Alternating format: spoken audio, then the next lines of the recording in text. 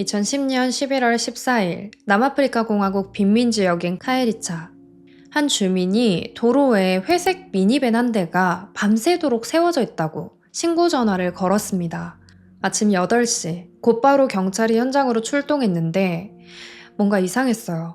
이 동네가 빈민촌이고 범죄가 많은 동네인데 주인도 없이 차가 멀쩡하게 있었거든요. 근데 창문을 들여다본 순간 경찰은 그 이유를 알게 됩니다. 차 뒷좌석에 피투성이가 된 채 죽어있는 여자가 있었어요. 아주 가까운 거리에서 목에 총을 맞았고 몸 여기저기 멍자국도 보였습니다. 뒷좌석 시트에는 피가 바닥으로 뚝뚝 떨어지고 있었어요. 경찰이 곧바로 신원을 확인하는데 알고 보니까 이 여성의 이름은 애니 힌도차였고 결혼한 지 겨우 3주 된 신혼여행 중인 새 신부였어요. 몇 시간 전까지만 해도 이 부부는 케이프타운의 5성급 호텔에서 인생 최고의 순간을 즐기고 있었던 거예요. 애니의 남편은 영국 브리스톨에서 잘 나가는 젊은 사업가였고 이미 30 전에 백만장자가 된 부잣집 둘째 아들이었어요. 이 남자의 집안에서도 애니를 마음에 들어 했고 애니네 집에서도 이 남자를 너무너무 마음에 들어 했습니다. 두 사람은 완벽한 커플이었어요. 그런데 지금 남편은 호텔 로비에 멀쩡히 돌아왔고 아내는 케이프타운에서 가장 위험하다는 빈민가 한가운데서 총에 맞은 채 버려져 있습니다. 이 부부가 현지 사람들도 잘 가지 않는 위험한 지역에 간 이유는 뭐였을까요? 그냥 치안 안 좋은 나라에서 벌어진 불운한 강도 사건으로 보기에는 이상한 점이 너무나 많았습니다. 정말 단순한 강도 살인이었을까요? 아니면 누군가가 완벽하게 설계한 허니문 살인이었을까요? 애니인도차 사건입니다.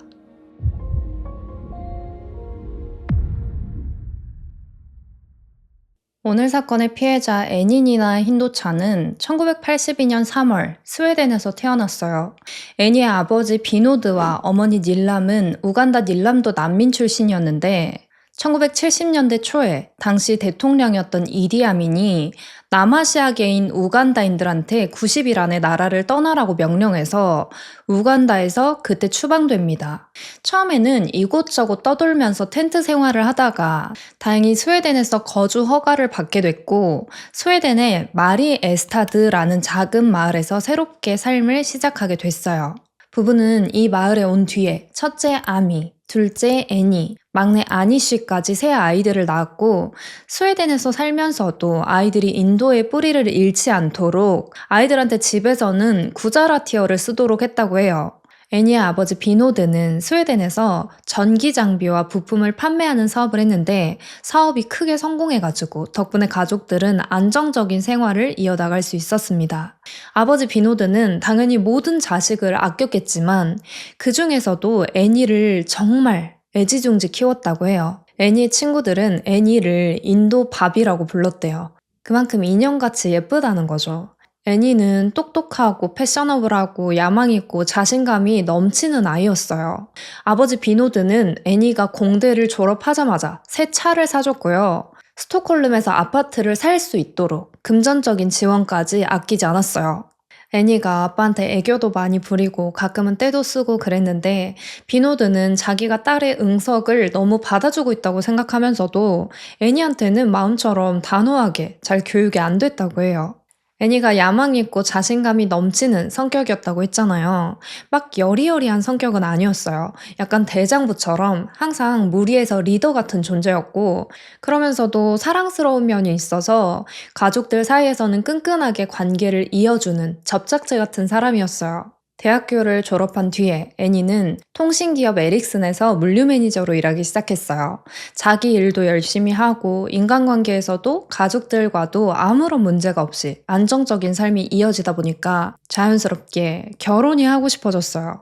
결혼 상대가 있었던 건 아니고 큰언니 아미가 이미 결혼을 해서 아이들이 있었는데 언니가 결혼 생활하는 거 보고 너무 좋아 보였던 거예요. 그리고 애니가 조카들을 정말 너무너무 예뻐했어요. 애니는 가족과 있는 시간을 좋아해서 주말마다 언니 집에 가거나 부모님 집에 가서 시간을 보냈다고 합니다. 애니는 20대 중반부터 계속 결혼, 나도 결혼하고 싶어, 나도 좋은 사람 만나고 싶어 이런 말을 했어요. 근데 애니 이모가 슈리안 드완이라고 젊은 사업가를 몇 번 본 적이 있었는데 그 사람을 볼 때마다 이 사람 진짜 괜찮다. 우리 조카 애니랑 너무 잘 어울리는데? 하면서 둘을 이어주고 싶다라고 몇 번 생각을 하고 있었던 거예요. 그래서 2009년 9월 스타벅스에서 두 사람의 만남을 주선했어요. 애니 언니 말로는 첫 만남 때 애니가 슈리안을 막 마음에 들어하거나 이 사람이야 이런 감정은 아니었대요. 그냥 쏘쏘 나쁘지 않네 그 정도였던 거예요. 그래서 한 번만 더 만나볼까? 하면서 두 번째 만남을 가집니다. 두 번째 만남에서 두 사람은 라이온킹 공연을 보러 갔어요. 근데 슈리안은 애니가 너무 마음에 들었던 거예요. 이날 이후로 애니에게 적극적인 대시를 합니다. 거의 매일매일 집도 아니고 애니의 직장에 꽃을 보냈어요. 안 그런 사람도 있겠지만 여자는 나를 사랑해주는 사람한테 관심이 가잖아요. 자연스럽게 애니도 슈리안에게 호감이 생겼고 알게 된 지 2달도 안 돼서 11월에 가족들한테 슈리안을 소개합니다. 슈리안은 애니의 부모님을 처음 만났을 때 존경과 겸손의 표시로 인도식 인사를 했다고 해요. 애니의 부모님 발에 손을 대는 인사를 했는데 부모님은 이때 깊은 감동을 받았다고 해요. 우리의 문화를 공부하고 또 배려하고 존중해주는 느낌을 받았던 거죠. 애니 아빠 비노드가 막 가뿐은 아니었지만 그래도 나름 돈 좀 있는 사람이었잖아요. 우리 애니의 남자친구가 성공한 사업가라고 하고 집안도 좀 좋다고 하는데 애니 남편감으로 괜찮은지 좀 알아봐야겠다 하면서 몰래 슈리안의 배경 조사를 합니다. 근데 알아보니까 좀 마음에 드는 거예요. 뭔가 운명처럼 집안 배경도 좀 비슷했어요. 두 사람 모두 힌두교도였고 우간다에서 추방된 뒤에 다른 나라에서 새롭게 시작한 것도 똑같았어요. 슈리안의 아버지 프라카시는 영국 브리스톨로 이주한 뒤에 약학을 공부해서 약국을 열었는데 나중에는 노인 요양시설 사업을 하거든요. 근데 사업이 완전히 대성공하게 되고 체인 사업으로까지 확장하게 됩니다. 그러면서 온 가족이 이 사업을 돕게 됐어요. 슈리안도 애니처럼 둘째였는데 내향적이지만 똑똑하고 꼼꼼한 성격이었어요. 슈리안은 맨체스터 대학에서 회계학을 공부했고 런던의 유명한 회계법인 딜로이트에 입사했는데 1년 만에 가족 사업을 돕기 위해서 퇴사를 했고 형 프리안과 같이 헬스케어 사업을 이어나갑니다. 슈리안은 30세가 되기도 전에 이미 백만장자가 되어 있었어요. 슈리안에 대한 평가가 제각각이었는데 어떤 사람들은 슈리안을 자기 부를 과시하는 걸 좋아한다고 거만하게 느끼기도 했고요. 어떤 사람들은 좀 잘난 척하는 것처럼 보일 때도 있는데 사실은 친절하고 유머러스하고 남들에게는 관대한 성격이라고 말하기도 했습니다. 실제로 애니는 슈리안의 유머 감각을 좋아했어요.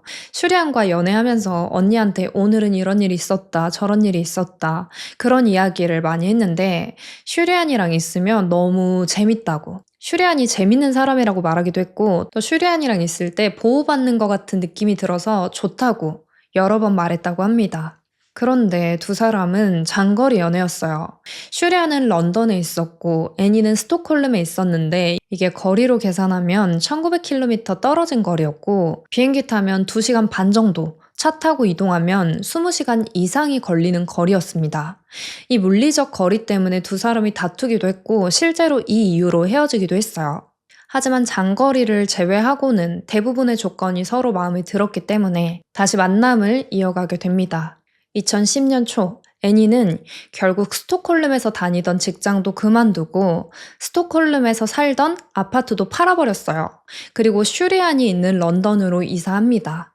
런던에 애니의 사촌 스네아가 살고 있었는데 애니는 스네아 아파트에서 함께 지내면서 결혼 전까지 마지막 싱글 라이프를 즐겼어요. 두 사람이 진지하게 만남을 가지게 되면서 애니의 부모님이 슈리안의 부모님을 만나기 위해서 비행기를 타고 슈리안의 가족 집을 방문하게 됩니다.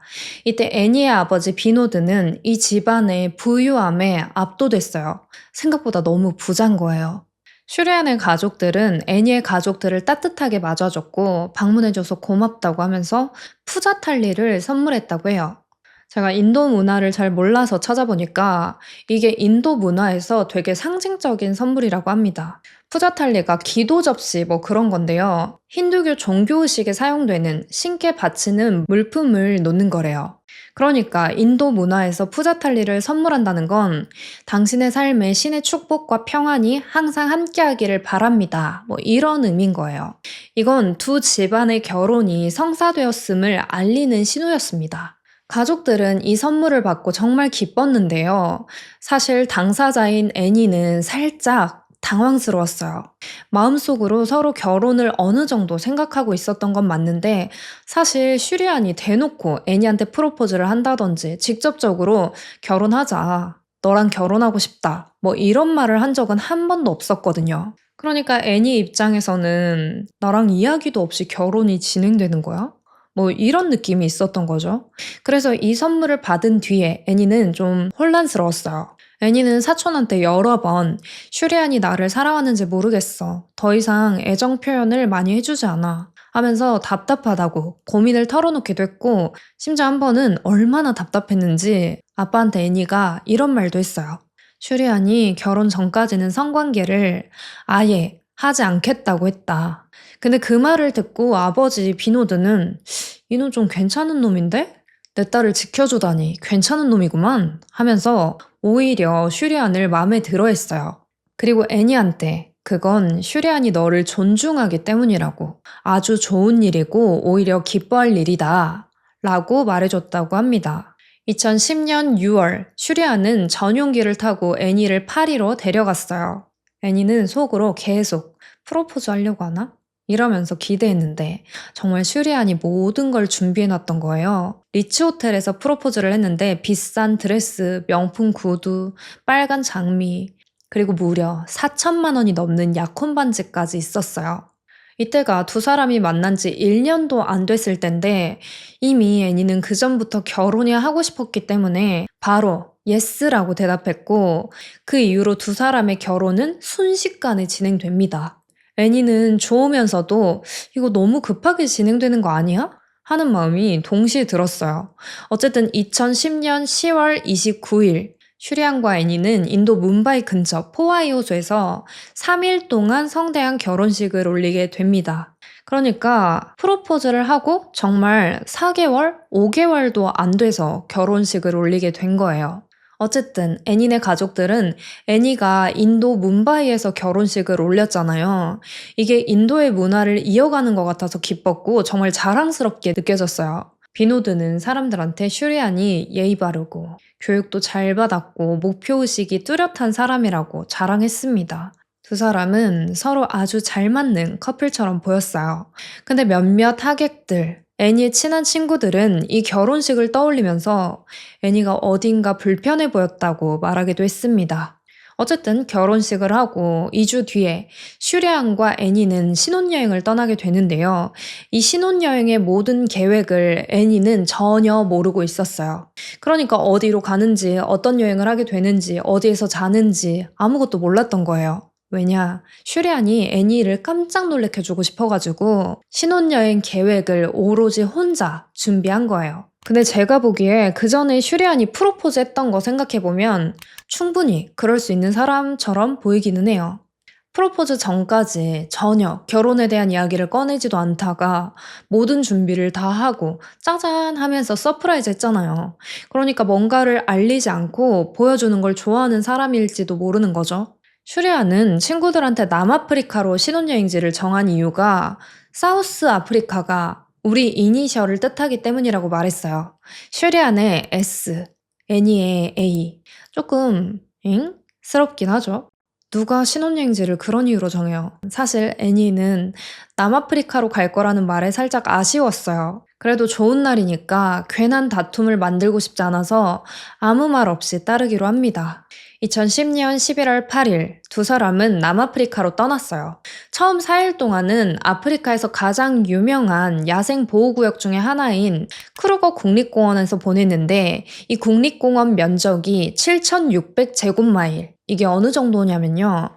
서울 전체 면적의 32배가 넘는 크기인 거예요. 뉴저지보다 좀 작긴 한데 크루거 국립공원의 크기가 대략 뉴저지주와 비슷한 크기라고 합니다. 어마어마하게 다양한 종류의 생물을 만날 수가 있는 곳이에요. 여기서 두 사람은 야생동물을 가까이에서 보고 색다른 경험을 하면서 시간을 보냅니다.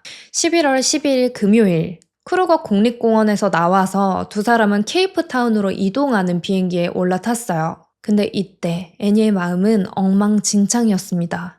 도대체 무슨 일이 있었는지는 모르겠지만 신혼여행 내내 슈리안과 싸웠나 봐요.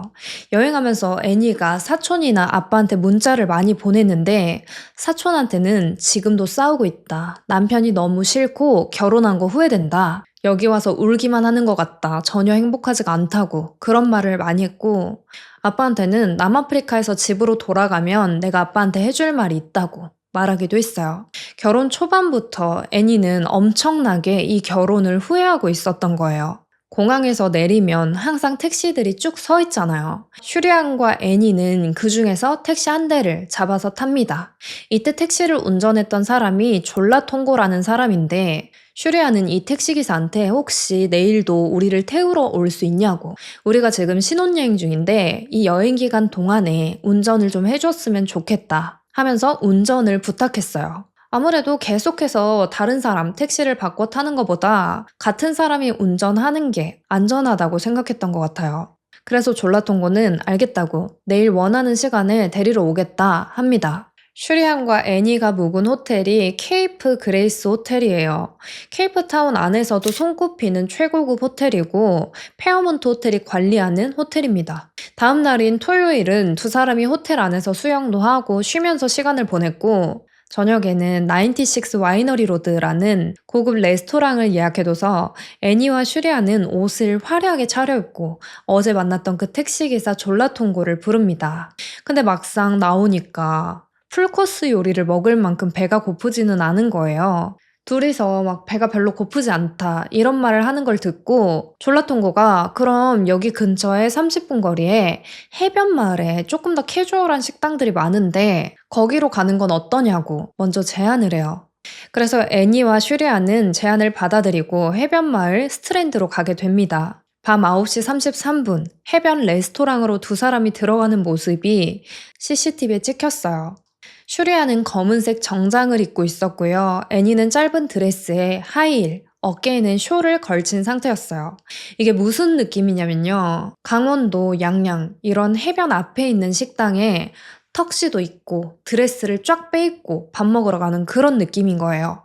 신혼여행을 온 부부가 옷을 쫙 빼입고 갈 만한 곳은 아니었던 거죠. 그리고 두 사람이 조금 다퉜는지 레스토랑에 들어가는 애니의 표정이 조금 안 좋았어요. 이 레스토랑에서 애니는 채소 커리와 화이트 와인을 주문했고 슈리안은 스시와 보드카를 주문합니다. 그리고 1시간도 안 돼서 두 사람은 밥을 다 먹고 나와서 다시 졸라통고의 택시에 올라탔어요.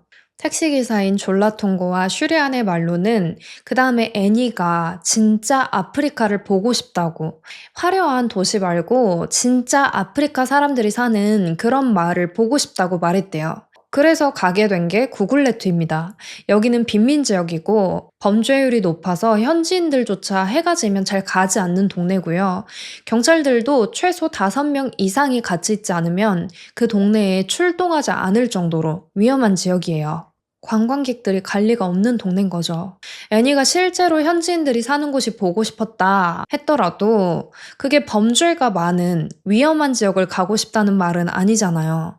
아마 실제로 그런 말을 했다면 식상한 관광지 말고 조금 더 평범한 현지인들이 다니는 곳을 가고 싶었던 게 아닐까 싶어요. 어쨌든 슈리안과 애니는 뒷좌석에서 며칠 전에 사파리에서 찍었던 사진들을 막 보느라 어디로 우리가 가고 있는지 살펴보지 않았어요. 그렇게 한참을 가다가 신호를 받고 차가 멈췄는데 갑자기 누가 창문을 깨 부실 듯이 쾅쾅 내려치는 거예요. 두 사람이었는데 뭐 어떻게 할 새도 없이 순식간에 한 명은 조수석에 타고 한 명은 앞좌석 문을 열어가지고 졸라통고한테 총을 들이밀면서 뒷좌석으로 가라고 말했어요. 그렇게 강도 2명은 앞좌석에 타고 졸라통고, 애니, 슈리안 나란히 뒷좌석에 앉은 채 겁에 질려 있었어요. 조수석에 앉은 남자는 뒷좌석을 향해서 총을 겨누면서 지금 가진 거 당장 다 내놔라 하면서 금품을 요구했습니다. 애니랑 슈리안은 난생 처음 겪는 상황이 너무 무서워서 이것저것 막 정신없이 내놓기 시작했어요. 조르지오 아르마니 시계, 까르띠에 시계, 핸드폰, 카메라, 다이아몬드 팔찌, 가죽 가방, 현금. 근데 그 와중에 슈리안이 자기 블랙베리, 핸드폰을 몰래 숨기려고 한 거예요.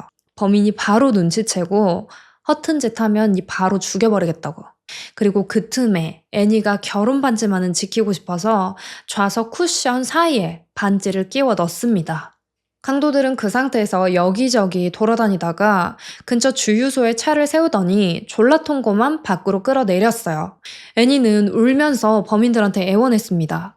저희 지금 신혼여행 중이에요. 지금 가지고 있는 돈도 이제 없어요. 제발 저희 그냥 보내주시면 안 돼요? 신고 안 할게요.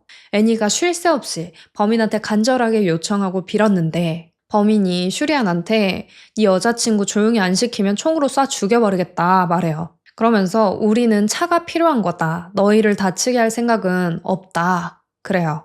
주유소에 졸라통고를 내버려 두고 범인들은 슈리안과 애니만 태우고 떠납니다. 그렇게 10분 정도 달렸을 때 범인들이 다시 차를 멈춰 세우더니 슈리안한테 너는 여기서 당장 내리라고 소리쳤어요. 근데 슈리안이 안 내리고 애니를 꾹 붙잡았어요.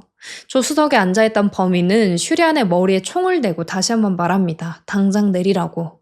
이 차에 범인과 자기 아내, 애니만 두고 내린다는 게 너무 말이 안 되고 걱정됐지만 그 순간에 슈리안은 선택의 여지가 없다고 느껴요. 결국 벤에서 슈리안이 내렸고 그대로 애니만 태운 채로 강도들이 사라졌습니다. 차가 저 멀리 떠나서 더 이상 소리가 들리지 않을 때까지 애니의 비명 소리가 들렸다고 해요. 어딘지도 모르는 깜깜한 시골길 한가운데 슈리안은 남겨졌어요. 낯선 나라에서 핸드폰도 현금도 카드도 아무것도 없이 버려진 거예요. 지금 일어난 이 말도 안 되는 상황이 받아들여지지가 않았습니다. 도대체 이게 무슨 일인지, 이제부터 뭘 어떻게 해야 되는 건지 파악이 안 됐어요. 슈리안이 차에서 내린 이 지역은 처음 강도를 당했던 구글레트의 옆마을인 카에리차였는데 여기도 구글레트와 마찬가지로 빈민지역이고 범죄가 많은 위험한 동네입니다. 슈리안은 초조하게 서성이면서 근처 집들 문을 두드리기 시작했어요. 누구 계세요? 도와주세요. 그런데 아무도 문을 열어주지 않았어요. 그렇게 한참을 계속 두드리고 다니는데 딱 한 집에서 문을 열어줍니다. 슈리안은 차량 절도를 당했다고 혹시 근처에 경찰서가 있냐고 물어봤어요. 근데 정말 마침 문을 열어준 신보닐레 마토카즈라는 사람의 사촌이 경찰이었던 거예요. 그래서 바로 사촌한테 전화를 걸었고 정말 운이 좋게 경찰이 몇 분 만에 출동하게 됩니다. 처음에 슈리안은 너무 혼란스러워서 무슨 일이 일어난 건지 제대로 설명하지도 못했어요. 심지어 타고 있었던 택시가 무슨 차였는지 어느 브랜드였는지조차 기억하지 못했습니다. 이날 밤새도록 경찰들은 슈리안과 함께 애니를 찾아다녔지만 결국 애니를 찾지 못했고 새벽 12시 45분쯤 슈리안에게 우리가 더 찾아볼 테니까 이만 호텔로 돌아가시라고 가서 좀 쉬어야 된다 하면서 슈리안을 호텔로 돌려보냈어요. 그렇게 슈리안은 호텔로 돌아갔는데요. 어떻게 쉴 수 있겠어요. 호텔로 돌아가자마자 가족들한테 돌아가면서 연락을 합니다. 제일 먼저 브리스톨에 있는 자신의 가족들에게 전화를 걸어서 도움을 요청했어요. 애니가 납치당했다는 소식을 듣자마자 슈리안의 형 프라얀이 애니의 사진을 남아프리카 당국에 보냈고 슈리안의 핸드폰을 백업해가지고 연락처 목록을 확인했어요. 그리고 거기에서 택시기사 졸라통고의 번호를 찾습니다. 프라야는 이때 사설탐정까지 고용하는데 경찰들이 아직 수사 초기라서 오히려 방해될 것 같다고 사설탐정을 거절했어요. 가족들은 사건 초기부터 발빠르게 움직이면서 할 수 있는 모든 걸 했습니다. 애니의 아버지 비노드 인도차에게는 슈리안의 아버지가 전화를 걸었어요. 호화로운 결혼식을 올리고 딸이 행복한 신혼여행을 즐기고 있을 거라고 생각했는데 딸이 남아프리카에서 납치당했다는 소식을 듣고 비노드는 도저히 마음을 가라앉힐 수가 없었어요. 비노드가 너무 불안해하니까 프라카시가 비노드를 달래면서 납치범들이 원하는 건 돈일 거다. 납치범들과 협상해서 무조건 애니를 무사히 데려올 거라고. 필요한 몸값은 얼마든지 다 줄 수 있다고. 반드시 애니를 데려올 거라고 걱정하지 말라고 말했어요. 애니의 아버지 비노드는 스웨덴에 있었고 프라카시는 영국에 있었는데 두 사람은 당장 암스테르담에서 만나서 같이 남아프리카 케이프타운으로 날아가기로 계획을 짰어요. 그리고 두 사람의 통화가 끝나고 이번에는 슈리안이 직접 비노드에게 전화를 걸었고 계속 죄송하다고. 애니를 끝까지 보살피지 못해서 정말 죄송하다고. 죄송하다는 말만 계속 반복했습니다. 비노드는 슈리안에게 내가 금방 그곳으로 날아가겠다고 말했어요. 비노드는 딸이 납치된 상황이 너무 괴롭고 힘들었지만 슈리안 탓을 하고 싶지는 않았습니다. 사실 슈리안도 같은 피해자였잖아요. 그리고 이쯤에는 이미 슈리안을 거의 진짜 아들처럼 생각했어요. 그러다 보니까 지금 그 끔찍한 상황에 슈리안이 혼자 거기 있는 것도 안쓰럽게 느껴졌고 어떻게든 빨리 우리가 남아프리카로 가서 이 상황을 해결하고 싶다는 생각뿐이었어요. 전화를 끊자마자 암스테르담으로 가는 가장 빠른 비행기를 타기 위해서 비노드는 정말 미친 듯이 운전하기 시작했어요. 몇 번이나 도로에서 미끄러질 뻔했지만 무사히 새벽 3시 암스테르담행 비행기에 올라탑니다. 2시간의 비행 내내 비노드는 뭔가 모를 불안함이 계속 올라왔어요. 그래서 비행기를 내리자마자 집으로 전화를 걸었습니다. 근데 가족들이 전화를 받자마자 아무 말도 하지 않고 계속 울기만 했어요. 비노드는 애니가 죽었다는 걸 직감적으로 느꼈습니다. 정말 믿어지지 않는 일이었어요. 비노드는 그 자리에 무릎을 꿇고 한참을 울부짖었습니다. 애니가 납치된 거니까 남아프리카에 도착해서 협상하고 나면 금방 애니를 구할 수 있을 거라고 생각했던 프라카시도 애니의 사망 소식을 전해 듣고 정말 큰 충격에 빠졌어요. 프라카시와 비노드는 암스테르담에서 남아프리카까지 11시간의 비행시간 동안 거의 아무것도 못하고 슬픔에 잠긴 채 보냈습니다. 비노드와 프라카시가 남아프리카에 도착했을 때 공항에는 스웨덴 대사들 그리고 영국의 대사들이 기다리고 있었어요. 두 사람이 내리자마자 슈리안이 머물고 있는 케이프 그레이스 호텔로 데려갔고 거기에서 슈리안을 만났어요. 세 사람 다 아무 말도 할 수 없었습니다. 슈리안은 계속해서 핸드폰이나 노트북만 만지작거렸어요. 비노드가 지금 당장 애니를 볼 거다 나는 애니가 어떻게 됐는지 내 눈으로 직접 확인을 해야겠다 그래요. 하지만 슈리안이 지금은 시신을 볼 수 있는 상태가 아니라고 그렇게 계속 비노드를 말렸어요. 비노드는 상관없다. 지금 당장 나는 애니를 봐야겠다 라고 했지만 결국에는 그날은 포기를 했고요. 바로 다음 날 시신 안치소에 있는 애니를 보러 갑니다. 비노드가 애니를 보러 갈 때 슈리안은 가지 않았어요. 너무 괴로울 것 같아서 보지 않겠다고 말했대요. 애니를 보러 가는 대신에 슈리안은 머리를 자르러 갑니다. 그리고 새 정장도 구매했어요. 무슨 의미였는지는 모르겠지만 제가 애니의 아버지라면 이해하기는 어려웠을 것 같아요. 실제로 나중에 비노드가 이 부분에 대해서 자세히 설명하는데 자기는 너무 슬프고 충격적이라서 눈물이 멈추지 않았는데 슈리안은 단 한 번도 울지 않았고 감정적으로 힘들어 보이지 않아서 이상하다고 생각했대요. 눈물을 흘리지 않는다고 해서 그게 슬프지 않다는 뜻이 되는 건 아니지만 비노드 눈에는 슈리안이 너무 무심해 보였다고 합니다. 애니의 시신을 확인한 다음 날 애니의 아버지 비노드와 슈리안, 프라카시는 애니의 시신과 함께 영국 브리스톨로 돌아갔어요. 그리고 남아프리카에서는 애니 살인사건의 수사가 시작됩니다. 사건이 일어난 지역이 범죄가 많은 동네긴 하지만 관광객이 살해되는 경우는 많이 없다고 해요. 게다가 다른 나라의 부유한 관광객이었잖아요. 그래서 수사를 일반적인 경찰들이 아니라 보통 중범죄에 속하는 사건들을 전문적으로 다루는 엘리트 부대가 맡게 됐어요. 슈리안의 형 프라얀이 택시기사 졸라통고의 번호를 넘겼기 때문에 경찰들은 곧바로 졸라통고를 불러서 인터뷰를 했어요. 당시 졸라통고의 나이는 31살이었고 사실 택시기사가 진짜 직업은 아니었어요. 원래는 보험 영업일을 하는 사람인데 엄마랑 어린 동생들 그리고 와이프랑 5명의 자기 자녀까지 부양해야 돼서 항상 경제적으로 어려움을 겪고 있는 사람이었어요. 그래서 틈날 때마다 와이프 차를 가지고 부업으로 택시 운전을 하게 된 거예요. 졸라통고는 공항에서 신혼부부를 처음 만났고 슈리안이 여행 기간 동안 운전을 맡아달라고 해서 다음 날도 함께 하게 된 거라고 말했어요. 그런데 경찰들은 졸라통고의 이야기를 듣고 뭔가 이해가 되지 않았어요. 애니와 슈리안이 묵었던 호텔은 2박에 500파운드, 지금 한화로 약 98만 원 정도 하는 호텔이었어요. 당연히 호텔 전용 차량이 준비되어 있었습니다. 그런데 왜 공항에서 더 안전하고 편한 호텔 전용 차량을 이용하지 않고 길에 있는 택시를 잡아 탄 걸까요? 그리고 그 위험한 지역을 관광객이 간 것도 도저히 이해할 수 없는 선택이었어요. 그래서 경찰이 통고에게 그런 곳을 관광객을 태우고 돌아다닌다는 게 상식적으로 말이 된다고 생각하냐? 낮에도 안 데리고 가는 곳을 밤에 데려갔다고? 그러니까 통고가 제가 데려간 게 아니라니까요. 그 여자가 그런 곳을 가고 싶다고 계속 말해가지고 그래서 가게 된 거예요. 라고 대답했어요. 이상한 점은 이것뿐만이 아니었어요. 애니가 버려져 있던 차가 너무 멀쩡했습니다. 도대체 강도들이 뭘 원한 걸까요? 참고로 애니에게 성폭행의 흔적은 없었습니다. 차량 탈취범들이 차를 팔든 차 부품을 팔든 이 차에서 얻을 게 많은데 왜 차를 가져가지 않았을까요? 게다가 차 안에는 모든 증거가 남아있잖아요. 자기들 지문까지 있었습니다. 증거를 불로 태우거나 없애지도 않고 그냥 떡하니 버려놓은 거예요. 그리고 범인들은 애니만 죽였습니다. 졸라통과 슈리안이 자신들의 얼굴을 정확히 봤음에도 불구하고 몸에 상처 하나 없이 돌려보냈어요.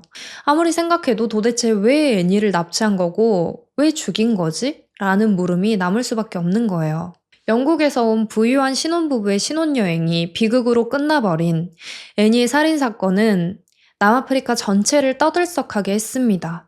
뉴스에서는 며칠 내내 애니 사건을 조명하고 있었고 다른 여러 나라에서도 애니의 사건을 다루기 시작했어요.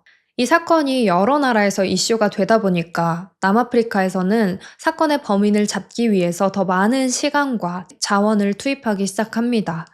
이제 반드시 해결돼야만 하는 사건이 된 거예요. 애니의 아버지 비노드가 슈리안의 태도를 보고 조금 이상하다고 느꼈잖아요. 아내의 시신도 확인하러 안 가고 슬퍼하는 얼굴도 안 보였다고.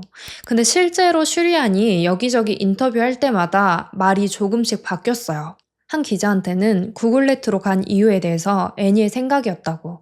애니가 진짜 아프리카 시골 빈민 지역을 보고 싶어 했는데 일주일 뒤에 다른 기자랑 인터뷰할 때는 택시기사인 졸라통고가 아프리카 전통춤을 볼 수 있는 곳이라고 하면서 데려갔다고. 그래서 사실 우리 부부는 좀 겁이 났었다라는 말을 해요. 그리고 중간에 범인들이 슈리안만 길에 내려줬잖아요. 그 부분에 대해서 한 번은 차가 움직이고 있을 때 범인들이 문을 열어서 자기를 밀어서 길에 버리고 갔다고 했는데 또 한 번은 차가 세워진 상태에서 범인들이 창문으로 자기를 끌어내렸다고. 그래서 자기가 막 몸부림을 치면서 소리를 질렀다고 하기도 했어요. 하지만 슈리안의 몸 그 어디에도 긁힌 자국이나 멍은 보이지 않았습니다. 경찰들은 사건 현장, 차 안에서 지문을 하나 발견했어요. 지문을 조회해보니까 25살 졸릴레 문게니라는 사람이 나왔는데 5년 전에 술집에서 싸우다가 누군가를 죽인 혐의로 체포됐었고 그때는 무혐의로 풀려났다고 합니다. 경찰이 졸릴레 문게니를 불러서 인터뷰했을 때 졸릴레 문게니는 바로 자신이 애니 살인에 가담했다는 사실을 인정했어요. 그리고 자기 공범 무지와마도다 레녹스 콰베라는 남자의 이름까지 경찰에게 알려줍니다. 의외로 술술 콰베까지 맞다고 자기가 살인과 차량 탈취에 관여했다 하면서 자백을 했어요. 너무 이상한 거죠. 애니의 살인도 이상하고 범인들이 바로 인정을 하는 것도 이상하고 자칫 잘못하면 이 사건은 이대로 끝날 수도 있었어요. 근데 며칠 뒤 숨어 지내던 택시기사 졸라통고가 경찰서에 나타납니다. 졸라통고가 많은 것을 알고 있고 자백할 준비도 되어 있어 보이는데 유죄 협상이 필요했어요. 자기가 자백을 하는 대신에 형량을 줄여달라는 거죠. 그래서 경찰이 애니의 가족들에게 먼저 동의를 구했어요. 사실 가족들은 저놈이 애니를 죽게 만든 범인이라면 유죄 협상을 통해서 형량을 줄여주고 싶지는 않았어요. 하지만 현재로서 더 많은 정보를 얻기 위해서는 유죄 협상을 할 수밖에 없었습니다. 그래서 오랜 고민 끝에 가족들은 유죄 협상을 하는 걸 받아들였어요. 애니의 가족들은 장례식을 자신들이 있는 스웨덴에서 치르기를 원했는데 결국에는 그래도 남편이었던 슈리안에게 모든 준비를 맡기기로 했어요. 애니의 가족들에게 애니는 너무너무 소중한 존재였습니다. 그래서 죽은 애니의 몸이라도 소중히 다루고 싶었어요. 힌두 문화에서 시신을 정갈하게 입히는 일은 전통적으로 가족 중에 여자가 맡는 일이라고 해요. 그러니까 애니의 옷을 입히는 일을 애니의 친언니, 아미가 하고 싶었던 거예요. 그래서 아미가 그건 내가 하고 싶다고 말했어요. 근데 슈리안이 안 된다고 거절을 한 거예요. 애니의 가족들은 기분이 조금 상했지만 그냥 지켜봤습니다. 근데 슈리안이 애니의 몸을 너무 함부로 다루는 것 같이 느껴졌대요. 그래서 그걸 보는 그 시간이 너무 공포스러웠다고 했어요. 슈리안은 부어서 잘 맞지 않는 애니의 팔목에 금팔찌를 막 억지로 쑤셔넣고 애니의 몸을 소중히 다루지 않았어요.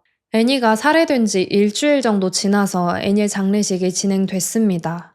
런던의 공연장을 하나 빌려가지고 장례식을 치렀는데 1,500명 이상의 조문객이 왔었다고 해요. 장례식이 시작되기 전 애니의 가족들은 따로 애니랑 마지막 인사를 나누고 싶어 했어요. 하지만 슈리안은 그것도 안 된다고 합니다. 아니, 내 아인데 마지막 인사도 못해요? 그래서 가족들이 슈리안 몰래 장례식장 매니저한테 부탁을 해가지고 애니를 마지막으로 보게 해달라고 말했어요.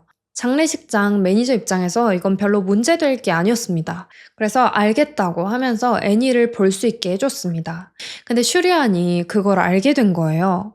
가족들이 애니랑 방에서 마지막 인사를 나누고 있을 때 그 방에 슈리안이 들이닥치더니 뭐 하는 거냐고 막 소리를 지르고 가족들이 관 속에다 넣어둔 편지 같은 거를 던지고 난리를 쳤어요. 결국 가족들은 기분도 너무 상했고 애니와 제대로 마지막 인사도 할 수 없었습니다. 슈리안은 자기가 그렇게 했던 이유에 대해서 애니의 관을 가족들이 마음대로 열어보고 어질러 놓은 쓰레기통처럼 보이게 하고 싶지 않았다고 말했어요. 며칠 뒤에 슈리안이 그렇게 말하고 행동한 것에 대해서 사과했지만 애니의 가족들은 받아주고 싶지 않았어요. 그런 말로는 위로도 되지 않았습니다. 두 가족의 관계는 완전히 박살나기 시작했어요. 더 웃긴 건 알고 보니까 애니 장례식 치르기 바로 전날에 슈리안이 파티를 열고 사람들이랑 파티를 즐겼다는 사실이에요. 솔직히 아내가 죽고 슬퍼하는 사람의 태도로는 보기가 어렵죠. 이 사실을 비노드가 또 알게 됩니다. 그래서 이건 너무너무 부적절한 행동이고 애니에 대한 예의를 전혀 갖추지 않은 거라고 분노했어요. 슈리안은 또 변명을 합니다. 애니가 자기가 혹시 언젠가 죽게 되면 슬퍼하지 말고 기념을 해달라 했다. 그렇게 말했어요. 슈리안보다 애니를 잘 아는 사람은 바로 애니의 가족들이에요. 그래서 슈리안의 말이 거짓말이라는 걸 바로 알았어요. 더 이상 애니의 가족들은 슈리안을 믿을 수 없었습니다. 애니가 죽고 지금까지 슈리안이 보인 태도를 보면 도저히 애니를 소중하게 생각하고 애니의 죽음에 슬퍼하는 사람이라고 볼 수가 없었어요. 게다가 가족들이 이것저것 슈리안한테 궁금해가지고 물어봤을 때 슈리안은 거의 대답을 하지 않았고 회피했어요. 심지어 슈리안의 가족들은 애니네 가족한테 우리 허락 없이는 언론과 이야기하지 말아달라고 그런 문서를 만들어 와서 여기에 서명하라고까지 했습니다. 애니 가족들한테 지금 이 순간 가장 중요한 건 애니 살해 사건의 진실을 아는 거예요. 근데 슈리안과 슈리안의 가족들은 슈리안을 보호하는 게 먼저였습니다.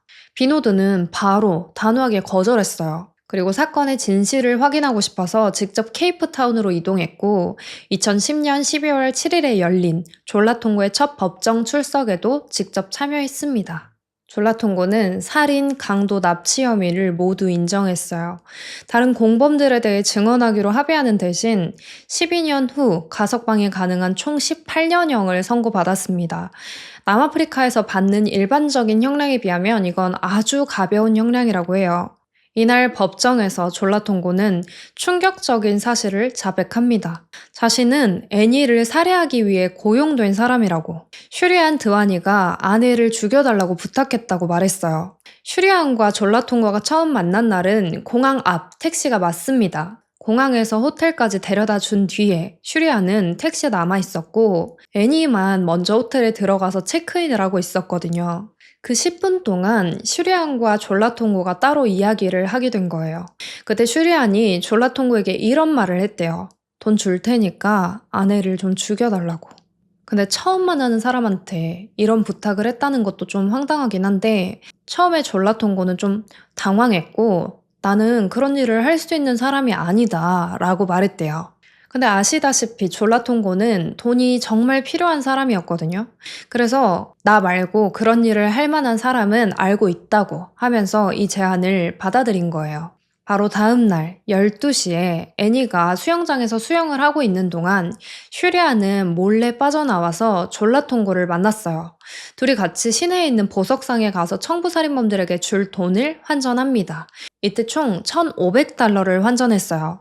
그리고 남아프리카 돈으로 통고에게 5,000랜드, 킬러들에게 각각 15,000랜드씩 주기로 했는데 이게 미국 돈으로 총 1,900달러였다고 합니다. 한화로는 총 280만 원 정도가 되는 거고 졸라통고에게 43만 원 정도, 킬러들에게 각각 130만 원 정도 준 거예요. 이게 애니의 목숨값이었습니다. 졸라통고가 이런 제안을 받고 처음 연락한 사람은 마약 딜러이자 파트타임 DJ인 무즈와마도다 레녹스 콰베였어요. 그리고 콰베가 함께 살인할 사람으로 솔릴레 문게니를 끌어들인 거죠. 모든 게 계획대로 진행됐습니다. 콰베와 졸릴레 문게니가 미리 정해둔 교차로에서 통고의 차를 기다리고 있었고 통고가 신호 대기 중일 때 콰베가 운전석으로 가서 통고의 자리를 뺐고 졸릴레 문게니가 조수석으로 올라타서 총으로 위협하는 역할을 맡은 거예요. 원래 계획이 통고와 슈리안을 다치지 않게 풀어주는 거였기 때문에 주유소에서 통고를 내려주고 신혼부부를 태우고 다니면서 겁주다가 슈리안을 나중에 안전하게 내려준 거죠. 그리고 슈리안을 내려주고 고작 3분 더 가서 멈춥니다. 거기에서 애니를 총으로 쏴서 살해한 거예요. 딱 한 발이었는데 애니가 반사적으로 손을 들어서 막으려고 했는지 총알이 애니의 엄지손을 스쳤고 그대로 목의 혈관 그리고 척추를 끊고 등 뒤로 총알이 빠져나갔습니다. 그 탄환은 뒷좌석 시트에 박혀 있었어요. 애니는 즉사하지 않았고 피를 흘리면서 과다출혈로 사망했습니다. 총알이 딱 한 발만 나갔기 때문에 콰베와 문게니 사이에서도 누가 방아쇠를 당겼는지에 대한 싸움이 치열했습니다. 서로 자기가 쏜 건 아니라고 주장하는 거예요. 이것에 대한 주장이 엇갈리고 있는 가운데 2010년 12월 8일 졸라통고가 법정에 출석한 바로 다음 날이죠. 판사가 슈리안에 대한 체포영장을 발부했어요. 혐의는 납치, 강도, 살인공모, 살인이었습니다. 경찰은 애니 살인을 계획하고 지휘한 사람이 슈리안이다 라는 판단을 내렸어요. 슈리안은 경찰에게 연락을 받기 전에 언론을 통해서 자신이 곧 체포될 거라는 사실을 알았다고 해요. 이틀 뒤 영국 브리스톨 자택 근처에서 슈리안은 체포됐고 25만 파운드, 지금 한화로 4억 9천만 원 정도의 보석금을 내고 풀려납니다. 발목에 전자발찌를 착용한 채로 가택연금 상태로 지내게 됐어요. 체포되기 전에 기자들이랑 인터뷰할 때도 슈리안은 일관되게 진술하지 않았기 때문에 경찰은 그 점을 이상하게 생각했어요. 그리고 CCTV 영상을 통해서 맨 처음 통고가 두 사람을 호텔로 데려다 줬을 때 애니 혼자 호텔로 들어갔고 차 안에서 한참 동안 통고와 슈리안이 대화를 했다는 사실을 확인했습니다. 그리고 호텔 로비에서 통고와 슈리안이 흰 봉투를 주고받는 모습도 찍혔어요. 슈리안은 그거 택시비라고, 택시비를 그렇게 준 거다라고 주장했어요. 이때 당시 남아프리카의 배경을 좀 설명해 드릴게요. 애니가 살해되기 몇 달 전에 남아프리카에서 2010년 피파 월드컵을 개최했었거든요. 아시겠지만 자기 나라에서 월드컵이나 올림픽이 열리면 그 나라 정부에서 엄청나게 정성을 쏟잖아요. 한동안 관광객이 몰려들 거고 우리나라의 이미지를 개선시킬 수 있는 기회이기도 하니까. 그래서 이 당시 남아프리카 정부도 월드컵을 위해서 많은 돈을 쏟아 부었어요. 새 경기장도 짓고 공항이랑 도로도 업그레이드하고 우리나라가 위험한 나라가 아니라는 거, 안전한 국가라는 이미지를 만들고 관광 사업을 키우기 위해서 엄청난 노력을 쏟고 있었던 거예요. 그런데 그 직후에 전 세계적으로 이슈가 된 살인 사건이 터져버린 거죠. 젊고 부유한 신혼부부가 여행을 왔다가 차량을 도난당하고 살해된 사건. 국가 입장에서 이건 최악의 타이밍이었습니다. 다시 한번 남아프리카 치안에 대한 공포를 폭발시키는 사건인 거죠. 그러니까 빠르게 사건을 마무리 짓고 사람들 기억 속에서 잊혀지게 만들거나 아니면 죽음의 이유를 우리나라의 치안이 아닌 부부 사이에서 일어난 일, 남편에게 죄를 뒤집어 씌울 수 있다면 남아프리카 입장에서는 그보다 더 좋은 방법이 없는 거예요. 실제로 졸라통고와 콰베 그리고 뭉게니의 빠른 자백은 경찰의 강압에 의해 이루어진 거라는 주장이 제기됐어요. 수사 과정에서 손전등으로 막고 비닐봉지를 씌워가지고 질식시키고 그런 가혹행위가 이루어졌다는 거죠. 참고로 모두 의혹입니다. 실제로 그런 일이 있었는지 없었는지에 대해서는 확실하게 밝혀지지 않았어요. 아무튼 그러다 보니까 슈리안이 진짜 아내를 청부 살해한 건지 아닌지 헷갈리는 거죠. 애니의 아버지가 말한 것처럼 애니가 죽고 난 뒤에 슈리안의 태도는 확실히 이해하기는 어려운 부분도 있었습니다. 그런데 슈리안의 성격을 생각해보면 그럴 수 있어요. 감정이 겉으로 잘 드러나지 않는 사람이기도 하고 이런 큰일이 일어났을 때 받아들이는 태도는 사람마다 차이가 있을 수 있으니까. 그리고 애니가 죽어서 슈리안이 얻은 게 없습니다. 두 사람은 이제 막 결혼했어요. 그리고 경제적으로 슈리안이 애니보다 훨씬 많은 걸 가지고 있었죠.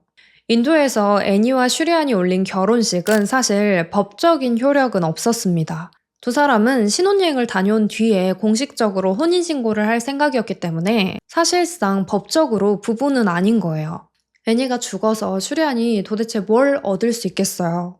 두 사람이 오래 만나서 질려가지고 바람을 피거나 다른 사람이랑 살고 싶어서 살인을 저질렀다는 것도 성립이 안 되는 거죠. 그럼 결혼을 안 했으면 되잖아요.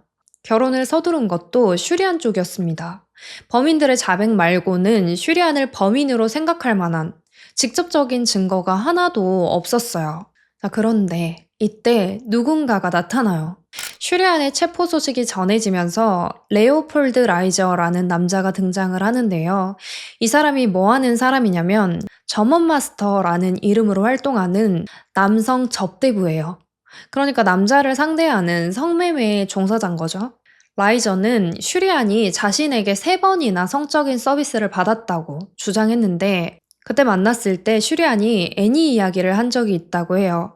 슈리안은 애니를 좋은 사람이라고 표현했지만 사실 결혼하고 싶지는 않다고 했대요. 근데 약혼을 깨면 가족에게 버림받을까봐 결혼식을 진행해야 될 것 같다 말했다고 합니다. 그리고 나서 이 결혼에서 어떻게 빠져나가야 될지 모르겠다. 방법을 찾아야 된다. 그렇게 말했다고 해요. 라이저가 이 이야기를 한 뒤에 슈리안이 라이저를 명예훼손으로 고소하겠다고 위협했어요. 라이저의 충격적인 발언에 많은 언론과 사람들이 라이저에게 관심을 갖기도 하고 일부는 라이저를 위협하기도 하고 악플을 달기도 하고 그랬는데요. 안타깝게도 2016년 라이저는 스스로 목숨을 끊어버렸습니다. 그렇게 슈리안 게이설에 대한 이야기가 사라지는가 싶었는데 영국 의회에서 일하는 53세 남성이 수사관들에게 추가 증언을 하게 돼요. 자기가 사실 런던에 있는 게이 클럽 호이스트에서 슈리안을 만났었다고. 이 남성은 슈리안이 가죽옷 그리고 SM 플레이를 즐기는 성향이라고 말했어요. 가문의 명예와 결혼을 중요하게 생각하는 보수적인 인도계 가족 사이에서 우리 아들이 양성애자라는 사실은 충격적이었을 수 있어요. 만약에 슈리안이 정말 양성애자라면 그걸 가족들이 받아들이지 않았을 확률이 높습니다. 너의 성향이고 정체성이고 나발이고 모르겠고 무조건 여자랑 결혼을 해라 하면서 결혼을 적극적으로 추진했을 수 있어요. 그 과정에서 자신의 정체성을 숨기기 위해 슈리안이 억지로 애니랑 결혼을 한 걸지도 모르죠. 이 사실이 진짜라고 하더라도 여전히 의문은 남습니다.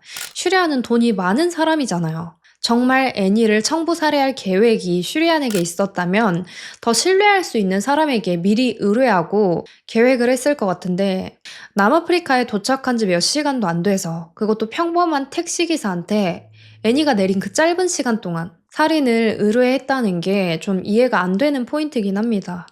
이제 애니의 가족들도 진짜 범인이 누군지 헷갈리기 시작했어요.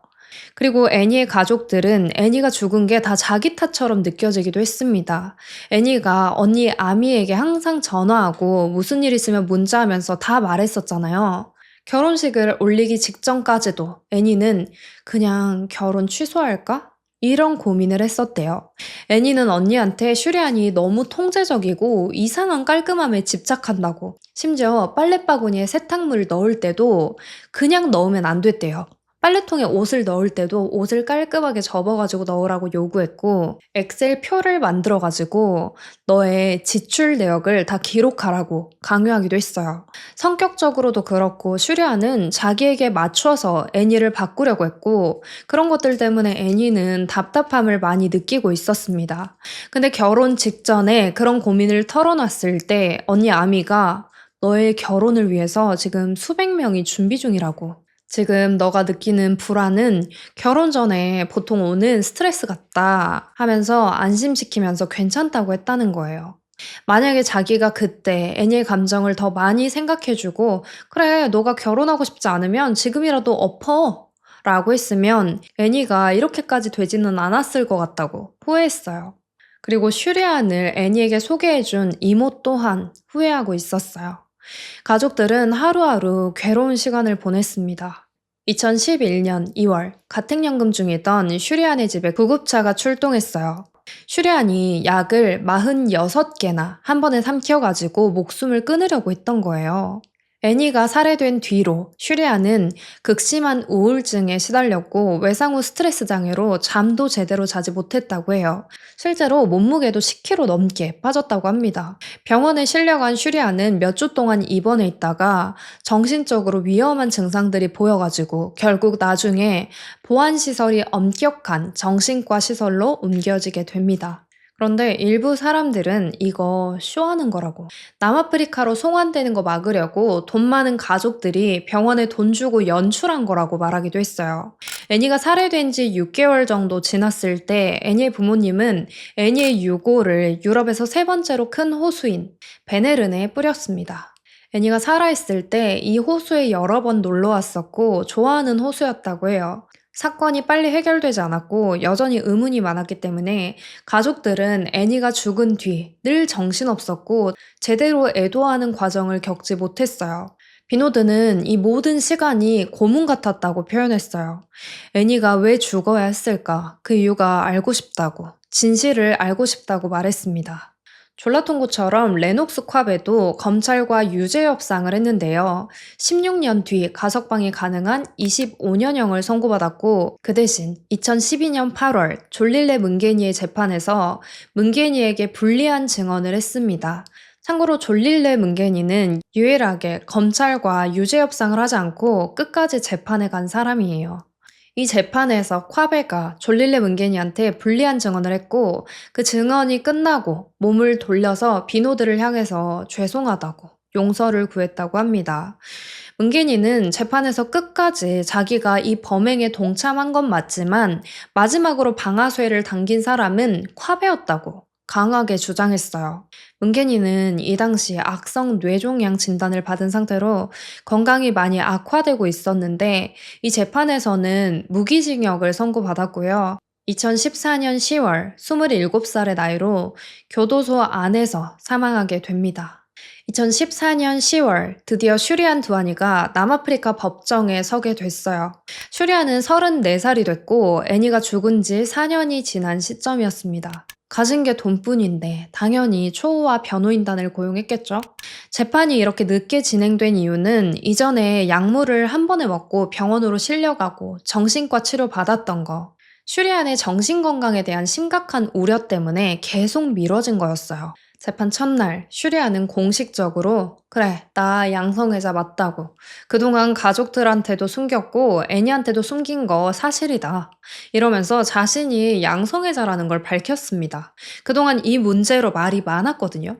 슈리안이 양성애자가 아니라면 애니를 죽일 이유가 하나도 없어 보였어요. 검찰은 슈리안이 양성애자였고 결혼 생활에서 벗어나기 위해서 애니를 죽인 거라고 주장했어요. 하지만 변호인단은 무슨 소리냐고. 그의 성적 지향은 이 사건과 전혀 무관한 사생활이며 그렇게 말하는 건 사람들의 편견을 자극해서 슈리안을 불리하게 만들기 위한 공격일 뿐이라고 주장했습니다. 그리고 슈리안의 가족들은 슈리안에게 결혼을 해야 한다고 강요한 적도 없고 심지어 아직 그들은 진짜 부부가 아니라고 만약 애니와 헤어지고 싶은 거라면 살인이 아니라 언제든지 헤어질 수 있는 상황이었고 돈이나 가족 체면 때문에 살인을 계획할 이유가 슈리안에게 전혀 없다고 변호인들은 주장했어요. 근데 포렌식 결과 슈리안이 신혼여행 중일 때 그리고 애니가 죽고 나서도 계속해서 게이 포르노 사이트를 들어가고 심지어는 남성 에스코트, 성매매 사이트에도 접속했다는 사실이 드러났어요. 이 재판에서 검찰과 유죄 협상을 했던 졸라통고도 증언대에 서는데 초기 진술과 지금의 자백 내용, 그리고 다른 공범들의 자백 내용까지 전부 살펴봤을 때 전체적으로 모순이 너무 많았다고 해요. 디테일이 조금씩 다른 수준이 아니라 살해 계획의 핵심 부분에 대한 이야기가 서로 완전히 엇갈리고 있었어요. 누가 어떤 계획을 맡았는지, 슈리안이 제일 먼저 접근한 사람이 누군지, 계획이 언제부터 시작됐는지 전부 다 다르게 말하고 있었던 거예요. 그래서 판사가 졸라통고의 증언은 실물 증거와 거의 모든 중요한 부분에서 충돌하고 있다고, 일관된 스토리를 전혀 찾을 수 없다고 지적했고, 다른 공범들의 자백 또한 지적하면서 검찰 측 증거, 검찰 측 증인에 대한 신뢰도가 떨어진다고 말했습니다. 기지국 기록에 따르면 졸라통고와 슈리안이 문자를 여러 번 주고받았는데요. 검찰은 이 문자만 제대로 확인하면 슈리안의 유죄가 입증될 거라고 생각했거든요. 거기에 직접적인 명령이 있을 거라고. 근데 진짜 아이러니하게도 끝까지 핸드폰을 찾지 못합니다. 두 사람이 무슨 대화를 했는지 확인할 수가 없었어요. 많은 사람들이 슈리안이 애니 살해를 계획한 진짜 범인이라고 생각했어요. 하지만 재판 23일째에 판사는 검찰 측 증거가 모순되는 게 많고 그걸 다 신뢰하기가 어렵다고, 이 정도 증거만으로는 유죄를 선고할 수 없다고 판단하고 슈리안을 풀어주게 됩니다. 많은 사람들이 이 부분에 대해서 답답해 하는데요. 사실 심증만 가지고 유죄 판결을 내릴 수는 없잖아요. 답답한 건 가족들도 마찬가지였습니다. 이 판결은 애니의 가족들에게 그 어떤 위로도 답도 주지 않았어요. 여전히 가족들은 그날 애니에게 도대체 무슨 일이 있었던 건지 제대로 알 수 없습니다. 이렇게 무죄 판결이 나버린 사건은 같은 사건으로는 다시 재판을 받을 수 없다고 해요. 그러니까 영원히 이 사건에 대해서 슈리안은 자유의 몸이 된 거예요. 슈리안이 무죄 판결을 받은 뒤에 애니의 가족들은 영국에 공식적인 수사를 열어달라고 계속해서 요구했어요. 그래서 2016년에 조사가 공식적으로 시작되긴 하는데요. 모든 증거와 증인이 전부 남아프리카에 있었고 조사를 하는데 한계가 있어서 1년도 안 돼서 조사가 종결돼 버립니다. 정말 가족들과 애니에게 비극적인 사건이 아닐 수 없어요. 결론도 과정도 아무런 해답 없이 그냥 끝나버린 느낌이에요. 졸라통고는 12년을 복역한 뒤에 2022년 6월에 출소했고요. 무기징역을 선고받았던 문겐이 감옥에서 사망했잖아요. 자기가 방아쇠에 당긴 거 아니라고 강하게 주장했었는데 실제로 나중에 포렌식 재검사 결과 문게니가 방아쇠를 당긴 게 아니라는 결과가 나왔습니다. 현재 슈리안은 런던에 살고 있고 요양원과 케어홈 8곳을 운영하고 있어요. 재판에서 커밍아웃을 한 뒤에 지금은 당당하게 브라질 사진작가 남성과 사귀고 있다고 합니다. 애니의 가족들은 애니 사건에서 가장 많이 분노하고 위로해줬던 사람들이 오히려 남아프리카 사람들이었다고, 남아프리카 국민들에게 감동했다고 말했어요. 슈리안의 가족들은 몇 년 동안 최대한 시간을 끌면서 사람들의 관심과 분노가 사그라들었을 때 재판을 받았고 모든 상황을 자기들에게 유리한 쪽으로 활용했어요. 남아프리카 국민들은 슈리안이 자기 목적을 위해서 남아프리카의 높은 범죄율을 이용한 거라고, 자국의 이미지를 떨어뜨린 사람이라고 느꼈습니다. 애초에 남아프리카로 신혼여행지를 정한 것부터 이 계획을 실행하기 위해서였다고 생각을 했어요. 공범 3명의 말은 신뢰도가 떨어지고 슈리안이 범인이라는 명확한 증거도 없는 상황에서 슈리안이 범인이다 라고 말하기는 어렵습니다. 정말 어려운 사건인 것 같아요. 슈리안이 범인이라기에는 굳이 그럴 필요가 있었나 싶기도 하고요. 법적으로 부부도 아니었고 처음 본 사람한테 대뜸 방금 내린 사람 살해하려고 하는데 돈 줄 테니까 도와달라 한 것도 이상하잖아요. 근데 또 슈리안이 피해자고 그냥 여행객을 노린 차량 탈취였다라고 보기에도 이상한 점이 많아요. 범죄율이 높은 지역은 맞는데 대부분 차량 탈취를 하는 범인들은 금품을 노리지 살인까지 저질러가지고 상황을 악화시키고 싶어 하지 않거든요. 게다가 살인을 하고 증거를 다 남겨둔 상태에서 그냥 버려둔 것도 이상합니다. 그리고 애니의 시신과 함께 버려져 있던 그 차, 졸라통고가 택시 운전할 때 사용했던 자기 아내의 차잖아요. 통고는 경제적으로 어려움을 많이 겪고 있었는데 고작 40만 원 받고 자기 차에서 누군가를 살해하고 차를 버리는 걸 동의했을까요? 만약에 통고, 콰베, 문게니 셋이서만 벌인 일이라면 어쩌면 처음부터 살인이 계획은 아니었을 수도 있어요. 금품만 뺏는 게 계획이었는데 애니가 끝까지 싸우고 버티니까 엎치락뒤치락 하다가 총을 쏴버린 게 아닐까. 어쨌든 모든 게 이해가 되지 않고 이상하지만 개인적으로 저는 슈리안이 의심스럽다는 것에 동의를 해요. 사실만 두고 이야기하더라도 가족들과 애니에게 자신이 양성애자인 걸 숨기고 위장 결혼을 했고 신혼여행 내내 그리고 애니가 죽은 뒤에도 게이 성매매 사이트를 들락달락 거렸잖아요. 애니를 많이 사랑하지 않았다고 치더라도 하다못해 친구랑 같이 있다가 친구가 그렇게 돼도 충격이 클 텐데 자기가 계획한 일이 아니라면 그렇게 태어날 수 있었을까? 그런 마음이 들어서 슈리안이 어떤 형태로든 이 사건에 관련이 있을 거라고 생각해요. 이건 어디까지나 제 생각입니다. 그리고 한 가지 안타까운 소식이 있었어요. 2018년에 애니의 아버지 비노드가 일하다가 팔이 떨어져 나가는 산업 현장 사고를 당했다고 해요. 수술 이후에 팔이 안전하게 붙었는지 어떻게 됐는지는 잘 모르겠지만 여러 가지로 가족들에게 안 좋은 일이 많이 생겨서 너무 마음이 아팠어요. 애니와 애니의 가족들이 정말 너무 안타깝습니다. 여러분들은 이 사건에 대해서 어떻게 생각하세요? 오늘 제가 준비한 이야기는 여기까지고요. 오늘도 끝까지 시청해주셔서 감사합니다. 저는 다음 이야기로 또 돌아올게요. 그때까지 모두 안전하세요.